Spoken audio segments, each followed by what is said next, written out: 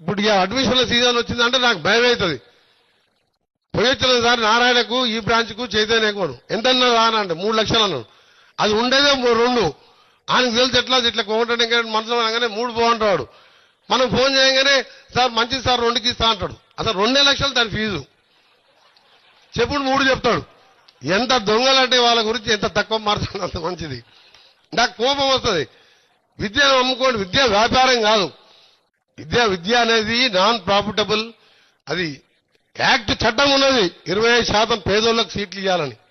ఆ చట్టాలకు తూట్లు పడిచి ఈ దొంగలు ఇవాళ కార్పొరేట్ పేదవాళ్ళని దోసుకుంటూ టీచర్స్ కూడా ప్రైవేట్ స్కూళ్ళ కంటే ఇక్కడనే ఎక్కువ. నారాయణ కాలేజీకి పోండి, గవర్నమెంట్ కాలేజీకి పోండి, అక్కడ ఉట్టి డిగ్రీ చేసిన వాళ్ళు ఉంటారు. ఇక్కడ పిహెచ్డీ చేసి గ్రూప్ సర్వీస్ చేసి ఏ ఉద్యోగం రాక లెక్చరర్ ఉద్యోగం చేసిన వాళ్ళు ఉంటారు. ఇక్కడ ఎందుకు పోతున్నా ఎవరికి అర్థమైతలేదు.